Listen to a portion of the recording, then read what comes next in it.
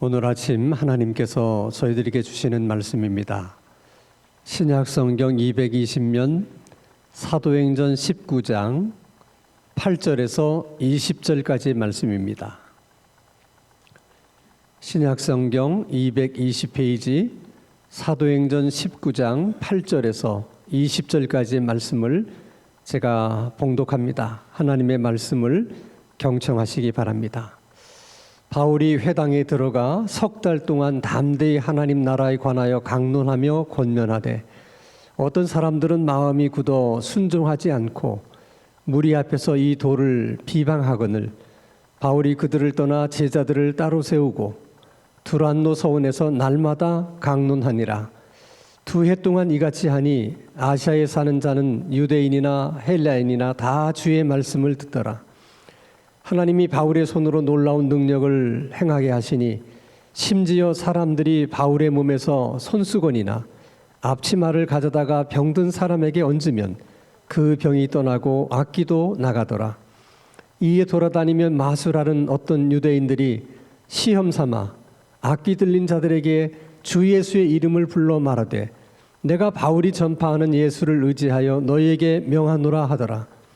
유대의 한 제사장 스게와의 7 아들도 이 일을 행하더니 악기가 대답하여 이르되 내가 예수도 알고 바울도 알거니와 너희는 누구냐 하며 악기 들린 사람이 그들에게 뛰어올라 눌러 이기니 그들이 상하여 벗은 몸으로 그 집에서 도망하는지라.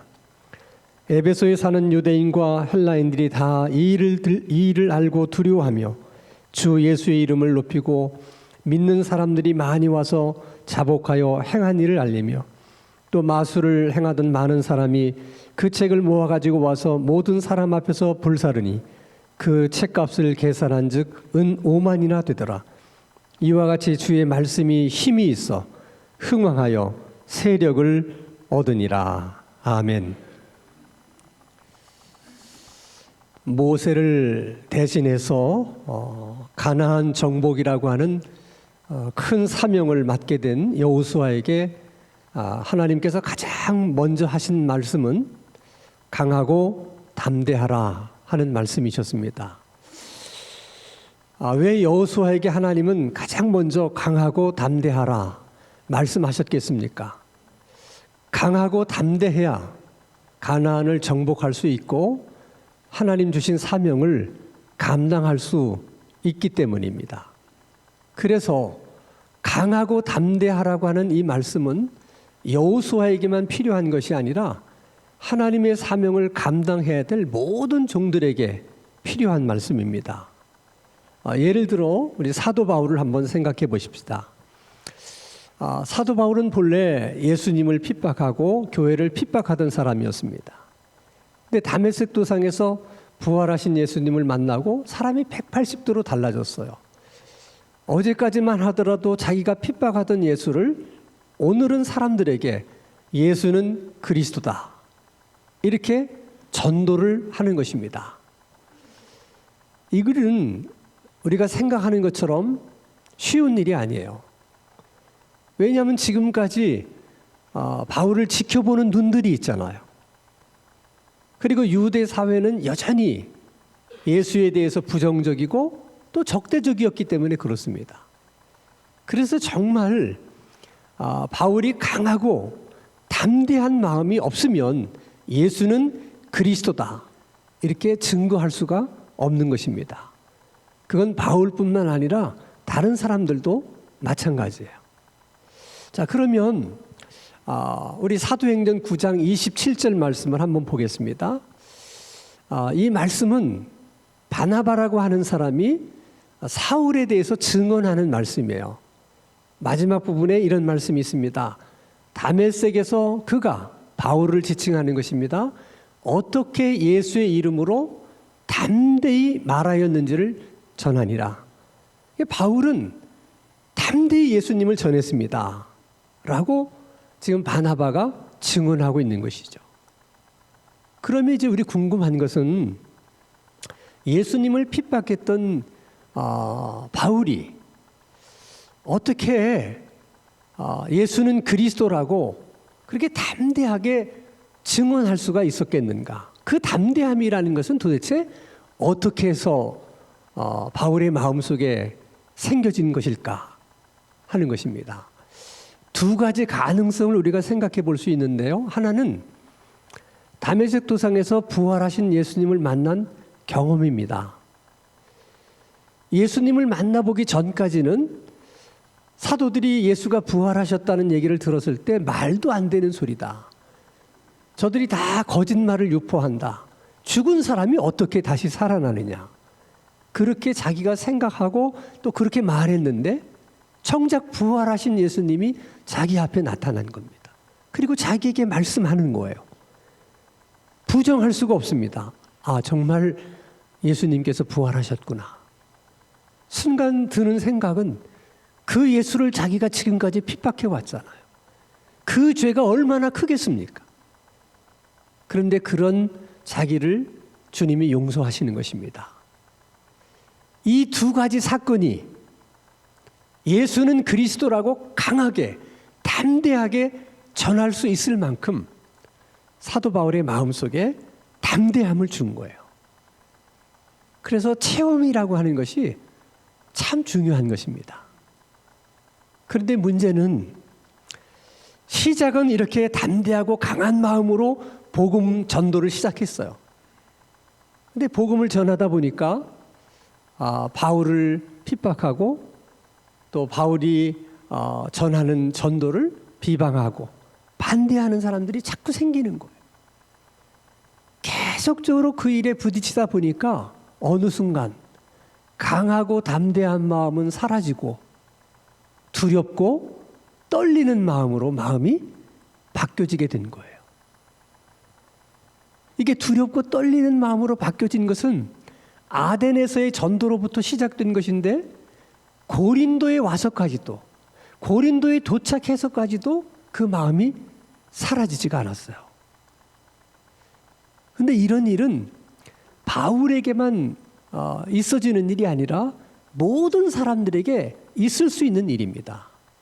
예를 들어서 여러분, 정말 잘 나가던 연예인, 거칠 것이 없다고 생각한 그런 연예인들도 작은 일에 구설수에 오르고 막 많은 악플들이 달리기 시작하면 갑자기 의기소침해지고 사람 만나는 걸 피하고 의욕을 잃고 더 심한 경우에는 우울증까지도 발전하게 되는 경우를 우리가 많이 봅니다.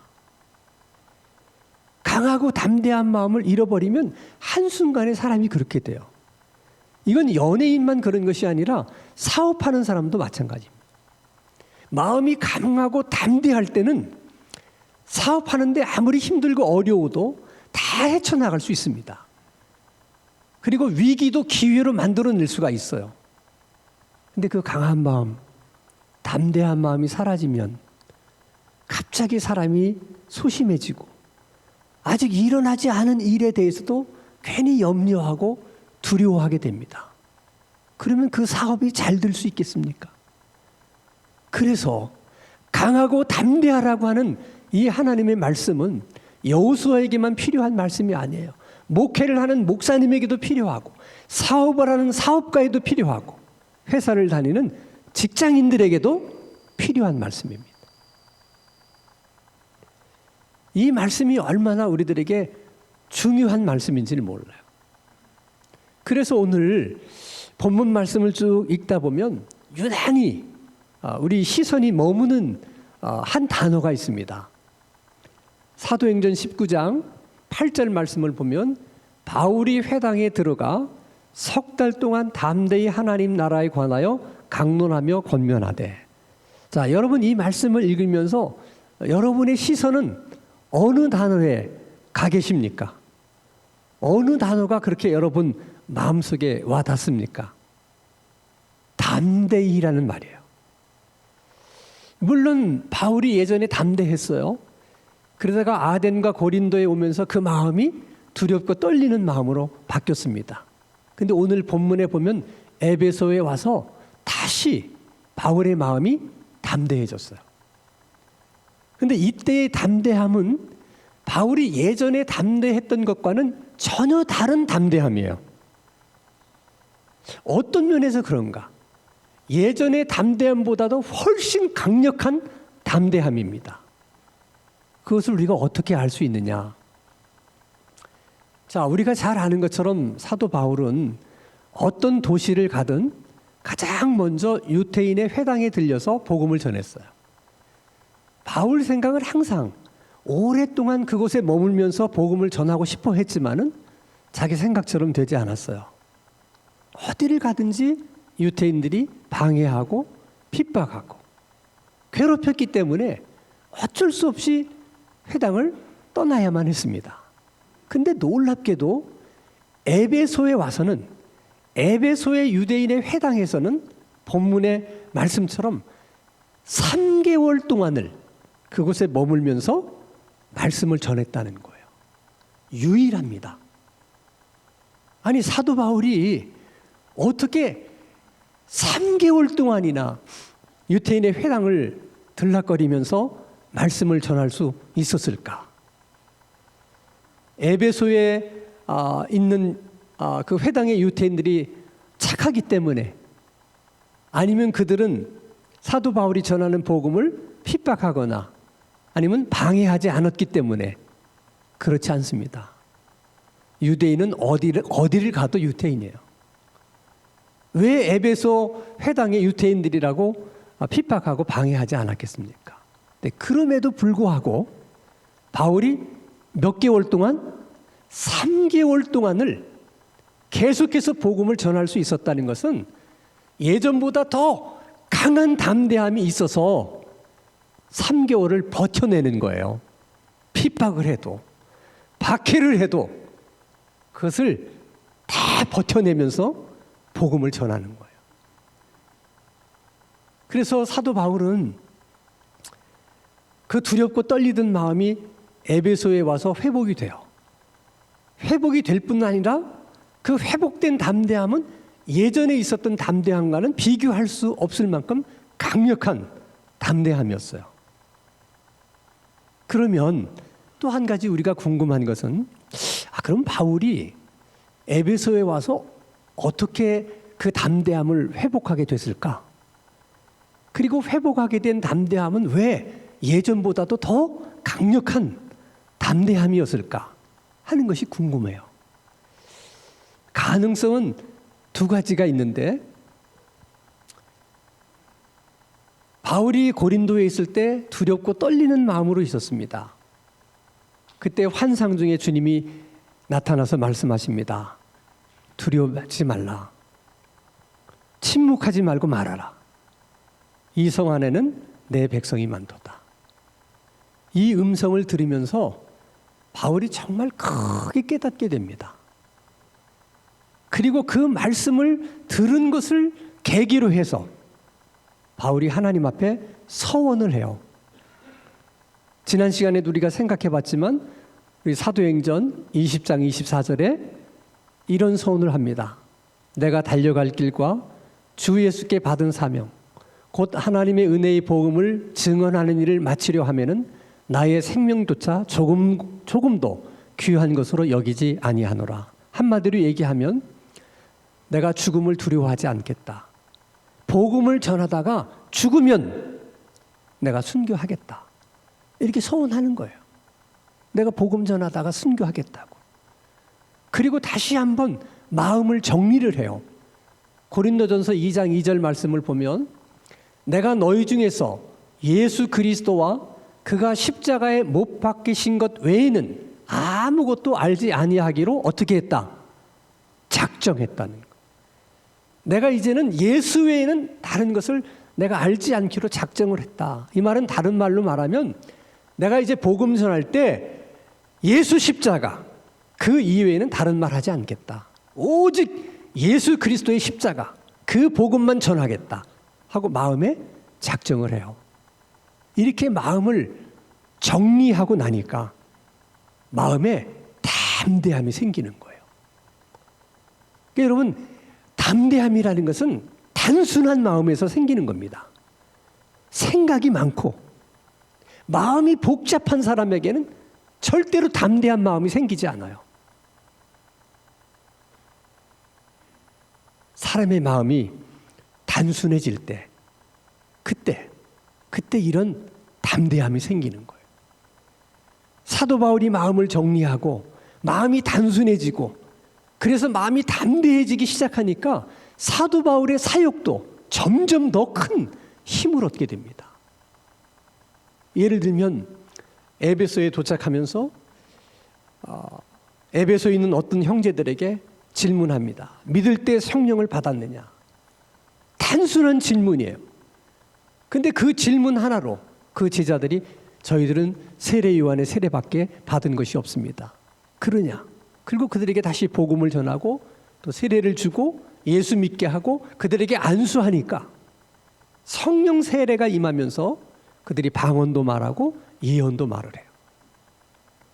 이것은 에베소 형제들에게도 정말 큰 체험이고 힘이 되는 사건이지만 바울에게도 또 한 번 자신감을 심어주는 그런 일이 됐어요.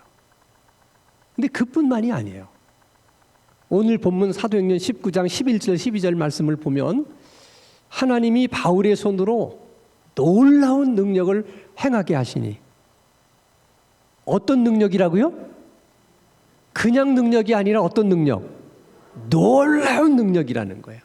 한 번도 사람들이 체험하고 보지 못했던 능력. 그 능력이 어떤 능력이냐?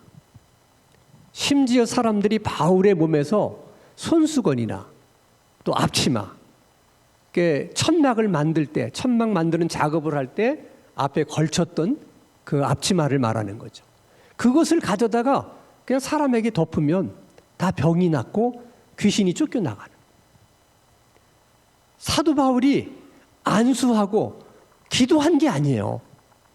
그냥 손수건만 얹어도, 앞치마만 그냥 덮어도 그런 일이 일어나는 거예요. 그럼 여러분 좀 놀란 표정도 좀 지으셔야 돼. 아니, 세상에 여러분 그런 일을 보신 적이 있어요? 그때 사람들이 볼 때는 이건 정말 기가 막힐 노릇인 거예요. 와서 주문을 외우다든지 기도를 한다든지 그래서 혹시 낫는 경우는 있을 수 있겠다고 생각하지만 어떻게 그냥 손수건을 덮었는데, 아니 그냥 앞치마만 갖다 덮었는데 어떻게 그런 일이 일어날 수 있습니까? 근데 하나님이 이 놀라운 기적을 사울의 손을 통해서, 바울의 손을 통해서 행하신 이유가 있어요. 그것은 하나님께서 너희들은 바울이 전하는 복음을 믿어야 된다. 바울이 전하는 복음은 진리다. 너희들이 그 복음을 믿어야 너희들이 살 수 있다. 이렇게 하나님이 기적을 통해서 말씀하시는 거예요. 그러니까 어떤 사람은 복음을 듣고 예수 믿는 사람이 있는가 하면 어떤 사람은 하나님이 행하시는 기적을 보고 믿는 사람도 있는 거예요. 어쨌든 하나님은 이 일을 통해서 바울에게 엄청난 힘을 실어주신 거예요. 바울 자신도 생각하지도 못했던 이런 일을 경험하면서 정말 엄청난 자신감, 강한 담대함을 다시 갖게 된 것입니다. 그래서 여러분, 사도 바울이 전도여행을 1차, 2차, 3차 세 번에 걸쳐서 전도여행을 하는데 그 3차에 걸친 전도여행 가운데 꽃이라고 말할 수 있는 전도여행은 어디였을까? 모든 신학자들이 이구동성으로 얘기합니다. 에베소였다는 거예요. 그 이유가 있어요. 자, 사도행전 19장 8절, 바울이 회당에 들어가서 얼마 동안? 석 달 동안 강론을 했어요. 석 달. 사도행전 19장 그 다음에 9절에서 20절, 바울이 그들을 떠나 제자들을 따로 세우고 두란노 서원에서 날마다 강론하니라. 몇 해 동안? 2해 동안. 자, 회당에서 3개월, 두란노 서원에서 2년, 그러니까 모두 몇 년? 2년 3개월. 그리고도 9개월 동안을 계속해서 에베소에 남아서 사역을 해요. 그것은 사도행전 20장 31절 말씀을 보면, 그러므로 여러분이 일깨어 내가 몇 년? 3년이나 밤낮 쉬지 않고 눈물로 각 사람을 훈계하던 것을 기억하라. 에베소에서 있었던 일이에요. 그러니까 사도 바울이 지금까지 1차, 2차, 3차 전도여행을 다 열심히 했지만은 가장 심혈을 기울여서 정말 모든 것을 쏟아 부었던 곳이 어디냐? 에베소예요. 그래서 여러분, 그 당시에도 많은 교회가 있었지만은 선교적 교회, 선교의 중심이 되고 선교의 시발점이 되는 교회는 딱 세 교회밖에 없었어요. 그 첫째가 모교인 예루살렘 교회예요. 거기서 선교가 시작됐습니다. 그리고 두 번째는 바울을 선교사로 파송했던 안디옥 교회입니다. 그리고 세 번째가 에베소 교회예요. 그래서 여러분, 요한계시록에 나오는 소아시아 7교회는 다 에베소 교회에서 시작된 교회들이에요. 그게 얼마나 놀라운 일입니까? 그런데 문제는 사도행전 19장 9절이에요. 어떤 사람은 마음이 굳어 순종하지 않고 무리 앞에서 이 돌을 비방하거늘, 이런 말이 있습니다. 말씀을 읽을 때마다 너무 마음이 아프고 너무 마음이 슬퍼요. 3년 동안 에베소 사역을 통해서 정말 많은 사람들이 예수를 믿었어요.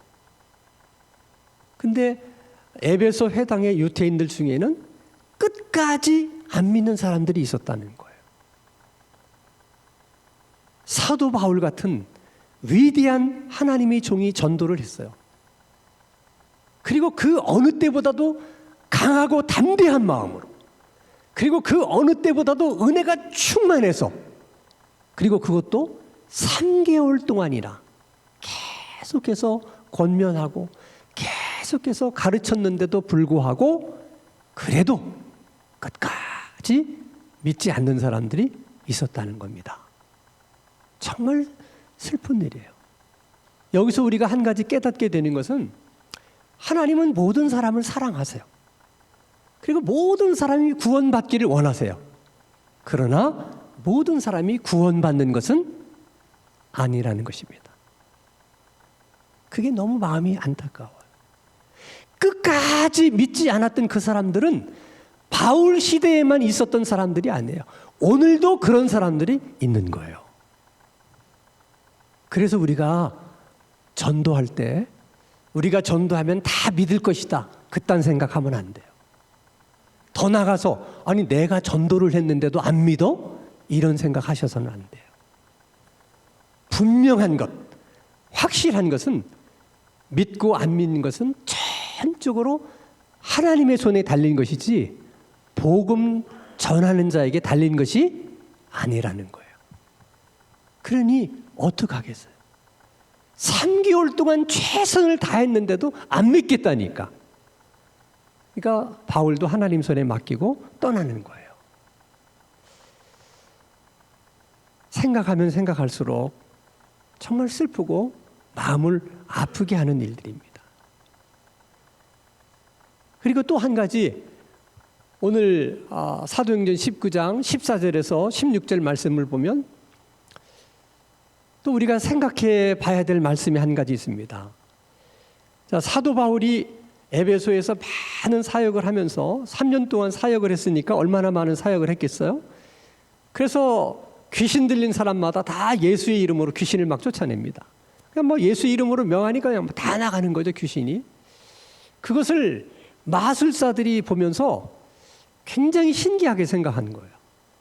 그들은 귀신은 두려운 존재고 달래야만 하는 존재고 귀신을 섬겨야만 하는 존재인데 바울은 아주 귀신을 알기를 우습게 알아. 그래서 막 예수의 이름으로 그냥 명령하니까 그냥 나가는 거야. 그게 너무 부러웠어요. 그래서 그 마술사들만 그런 게 아니라 제사장의 7명의 아들도 바울처럼 한번 흉내를 내본 겁니다. 바울이 말하는 예수의 이름으로 내가 명하노니 나가라. 그랬더니 귀신이 하는 말이 명언입니다. 내가 예수도 알고 바울도 알지만 너희는 누구냐? 그리고는 그를 아주 우습게 여겨요. 그래서 그에게 해를 가해서 벗은 몸으로 도망가는 망신을 당하게 됩니다. 제사장의 아들도 다 소용없어요. 구원받지 못한 사람은 귀신에게 있어서는 하찮은 존재예요. 아무렇게나 다 대해도 될 수 있는 그런 존재예요.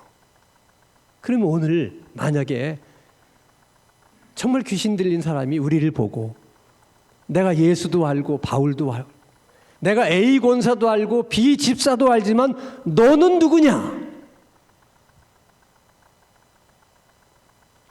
그렇게 묻는다면 그분은 정말 예수를 잘못 믿은 거예요. 여러분, 영의 세계는 너무나 분명하고 확실해요. 우리가 다 함께 모여서 그냥 이렇게 예배하고 같이 이렇게 시간을 보낼 때는 다 같은 사람이라고 여기지만은 그렇지 않을 수가 있어요. 너는 누구냐? 그렇게 말할 수 있는 사람도 있다는 거예요. 그래서 언제나 우리가 받은 구원을 확인할 필요가 있는 거예요.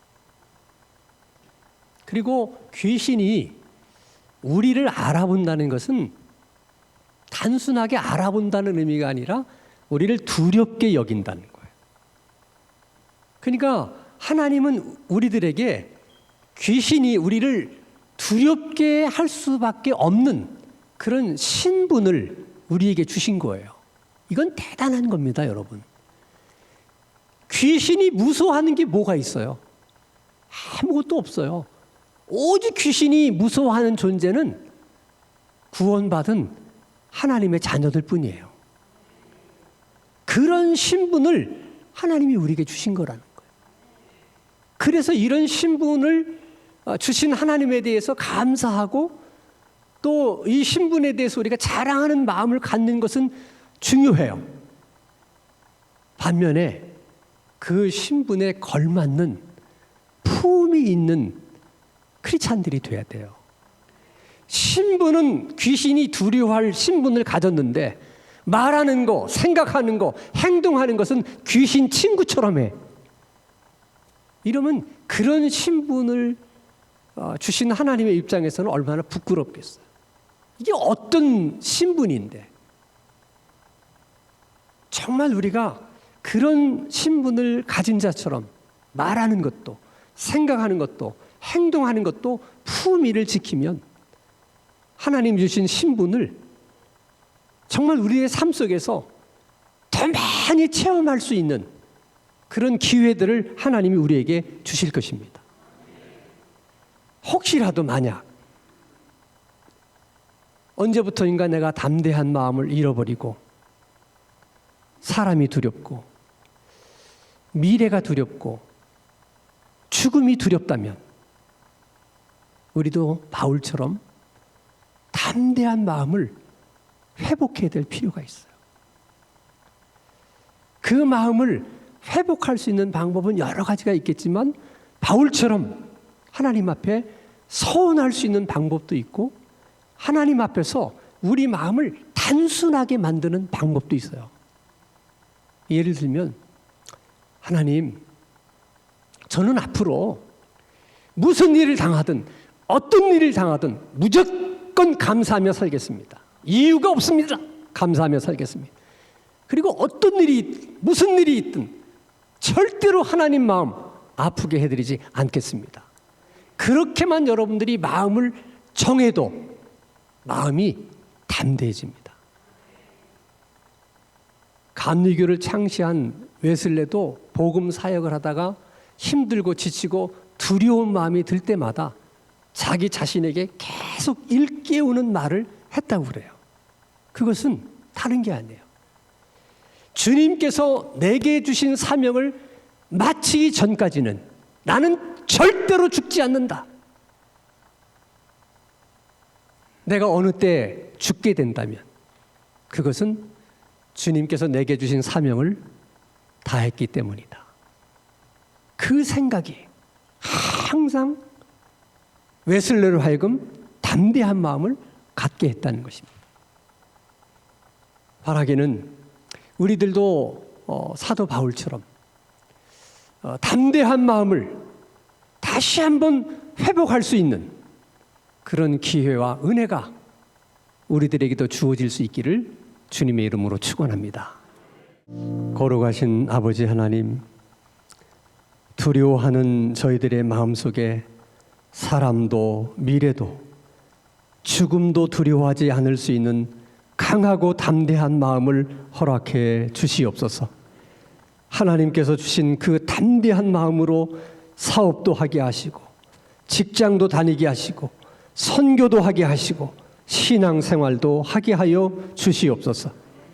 우리 교회도 에베소 교회처럼 선교적 교회, 선교하는 교회가 되게 해주시고 복음의 일꾼들을 많이 키워낼 수 있는 그런 교회 되게 하여 주시옵소서. 예수 그리스도 이름으로 기도하옵나이다. 아멘.